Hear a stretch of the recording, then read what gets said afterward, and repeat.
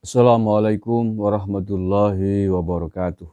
Salam Nusantara, salam sejahtera untuk kita semuanya. Salam Om Swastiastu, Namo Buddhaya, salam kebajikan, Rahayu. Saudara-saudaraku sebangsa setanah air yang saya cintai, saya banggakan. Ketemu lagi dengan saya, Agus Mar dari lereng Gunung Slamet di Banyumas, Jawa Tengah.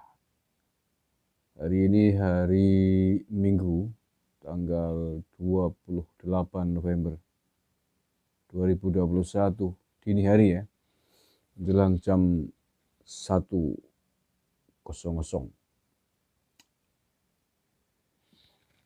Suasananya dingin tapi belum bisa tidur, belum ngantuk, ya udah ada berita menarik ingin saya bahas sedikit. Ini beritanya lucu nih. Lucu.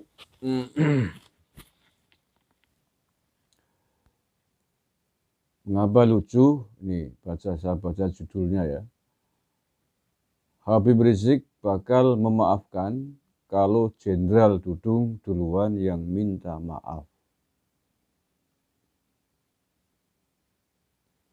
Ditulis oleh wartaekonomi.co.id. Habib Rizik bakal memaafkan kalau Jenderal Dudung duluan yang minta maaf. Jadi judul ini atau orang yang mengatakan ini secara tegas menempatkan Pak Dudung Abdurrahman atau Pak Kasat sebagai orang yang bersalah kepada Muhammad Rizik Syihab, sehingga harus minta maaf duluan. Ini kan aneh. Sementara kita tahu bahwa Muhammad Rizik Syihab adalah ketua dari Ormas FPI, ormas yang sudah dilarang di tanah air ini, ormas terlarang. Kok dengan PD-nya mengatakan akan memaafkan Jenderal Dudung kalau Jenderal Dudung yang minta maaf duluan. Apa tidak terbalik? Kalau menurut saya dalam konteks kebangsaan, dalam konteks NKRI, ya terbalik dong. Mestinya sebagai mantan pimpinan ormas terlarang yang harus minta maaf kepada bangsa dan negara. Tidak hanya kepada Pak Dudung Abdurrahman, tetapi kepada bangsa dan negara. Ya, itulah mengapa saya sebut di awal tadi, lucu beritanya itu. Siapa yang ngomong begitu? Saya baca.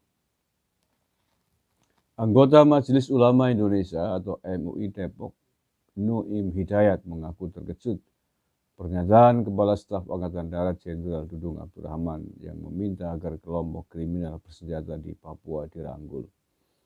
Oke, jadi yang ngomong ini adalah anggota MUI Kota Depok.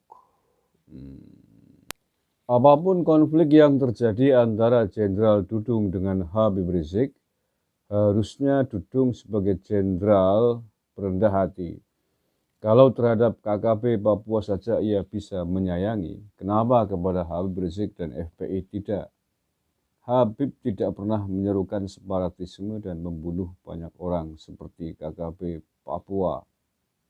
Lebih menenteramkan lagi bagi masyarakat bila Jenderal Dudung berani untuk minta maaf dan silaturahmi kepada Habib. Tapi apakah Dudung mau? Kalau Habib saya duga kuat akan memaafkan bila Dudung minta maaf. Buset. Ini anggota MUI ya. Oke, jadi memang anggota MUI yang kegiatannya dibiayai oleh anggaran negara. Akan tetapi tidak paham apa itu FPI dan siapa Muhammad Rizik Syihab. Mohon maaf, ini Majelis Ulama Indonesia loh ya. Lagi-lagi MUI. Lembaga yang dibiayai oleh negara sekali lagi. Baik APBN atau APBD sama saja. Artinya sumber keuangannya adalah sumber negara. Apakah tidak tahu peta politik? Apakah tidak tahu bahwa FPI sudah dibubarkan dan sudah menjadi ormas terlarang? Atau kalau memang tahu, berarti sebagai orang dari redaksinya adalah orang yang pro dengan FPI, dengan ormas terlarang. Nah, kalau begini ini, kira-kira orang meminta FPI dibubarkan patut enggak? Karena anggota MUI-nya aja begini gitu. Pendukung Muhammad Rizik Syihab, pendukung ormas yang sudah dilarang. Kayak gini aja dikatakan kesusupan paham radikal tidak mau dibubarkan. Ini kan membuka mata sendiri, menunjukkan sendiri ke publik, bukan dibongkar orang lain. Dia sendiri yang menyatakan sikap tentang pembelaannya, dukungannya kepada FPI dan kepada Muhammad Rizik Syihab. Ya. Ini mulai kan, belum lagi MUI yang lain di wilayah yang lain, di provinsi dan kabupaten yang lain.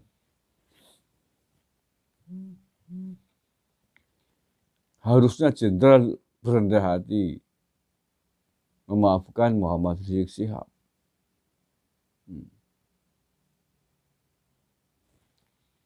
Pak siapa tadinya namanya?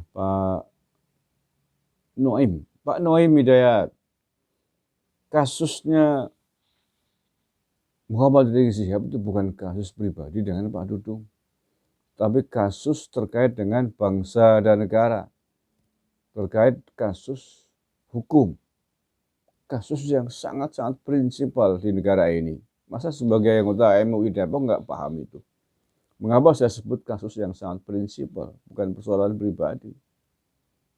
Yakni bahwa FPI dibubarkan negara, apa sebabnya? Karena FPI mengemban misi yang sangat berbahaya dan tidak sejalan, bahkan bertentangan melawan dengan prinsip-prinsip Negara Kesatuan Republik Indonesia. Apa itu? Yakni visi misinya FPI di ADART-nya ingin berada di bawah naungan khilafah Islamiyah. Sekali lagi, ingin menegakkan syariat Islam, bla bla bla bla, di bawah naungan khilafah Islam ya. Tahu kan maksudnya khilafah Islam ya? Yakni sistem pemerintahan Islam. Ingin menjadikan Indonesia bagian dari sistem khilafah Islam ya. Apakah Pak Noim tidak paham bahwa ini artinya adalah melawan sistem NKRI? Apakah Pak Noim tidak paham bahwa ini adalah bagian dari tujuan pemberontakan kepada NKRI? Kalaupun mereka akan berkilah bahwa khilafah yang dimaksud bukan khilafahnya HTI, tetapi tidak ada satu ahli sejarah pun, tidak ada tokoh politik Islam pun yang memiliki penafsiran lain dari khilafah Islamiyah. Bahwa khilafah Islamiyah adalah sistem pemerintahan Islam. Ingin berada di bawah naungan khilafah Islamiyah berarti ingin berada di bawah pemerintahan Islam. Ingin berada di pemerintahan Islam, tinggal di Indonesia berarti ingin mengobrak-abrik, ingin membubarkan tatanan Negara Kesatuan Republik Indonesia. Dan itu sama dengan dalam kurung ingin memberontak kepada negara Indonesia. Indonesia adalah negara yang didirikan atas dasar banyak perbedaan, beda agama, beda suku, beda bahasa. Oleh karena itulah kemudian disebut dengan NKRI, Negara Kesatuan, negara yang menyatukan. Negara yang menyatukan banyak perbedaan-perbedaan tersebut. Kalau ingin dijadikan negara Islam ya berontak, kacau negara. Yang lain yang tidak beragama Islam, yang non-muslim pasti tidak mau. Ini sama dengan mundur ke belakang 76 tahun yang lalu. Allah ya karim, astagfirullahaladzim. Masa orang anggota MUI nggak paham yang beginian? Makanya nih MUI kalau nggak mau dibubarkan dikoreksi dong. Screening dong nih. Masa ada anggota MUI begini ini? Dibubarkan tidak mau, screening nggak jelas. Maksudnya apa ini? Masa orang yang melawan negara, orang yang ingin mendirikan khilafah, didukung, malah kasat kita suruh minta maaf kepada tokoh yang ingin melawan negara, tokoh yang tidak mengakui legalitas Presiden Jokowi. Masa didukung? Ada dibiayai oleh negara loh. Ya, Muhammad Rizal kan tidak mengakui bahwa Pak Jokowi sebagai presiden yang legal. Dia mengatakan bahwa Jokowi adalah presiden ilegal. Silakan dicek, cari videonya, nggak tahu. Belum pernah dengar. Masya Allah. Malah minta kasat untuk minta maaf kepada pimpinan ormas terlarang. Pelecehan ini menurut saya. Pelecehan besar-besaran. Ini kalau zamannya Pak Harto udah hilang ini orang. Seandainya ini pada zamannya Orde Baru, pada zamannya Pak Harto masih berkuasa. Ngomong begini ini, kita samakan aja zaman itu adalah ormas terlarang adalah PKI. Seandainya ini ada ketua MUI bilang begini, bilang agar kasat kita meminta maaf kepada pimpinan PKI musuh misalkan, memuji-muji, ngalem-ngalem, mendukung, membela musuh. Kira-kira apa yang terjadi? Lenyap seketika. Ya biar lebih biar mudah memahami lah ya. Kita samakan dalam konteks sama-sama ormas terlarang. Karena ingin memusuhi NKRI. Allah ya Karim, Allah ya Karim. Astagfirullahaladzim. Pimpinan MUI, ya yang di Jakarta MUI Pusat. Jangan Anwar Abbas balik suaranya sama. Ya siapa lah yang sering bersuara itu. Silakan tanggapi ini. Anak buah panjenengan di MUI Depok. Pendapatnya begini. Dan mengapa diam aja? Mengapa nggak dievaluasi? Kalau nggak mau mengevaluasi tetapi tetap aja ingin MUI diteruskan, tidak dibubarkan, oke nggak apa-apa, tapi stop seluruh anggaran negara.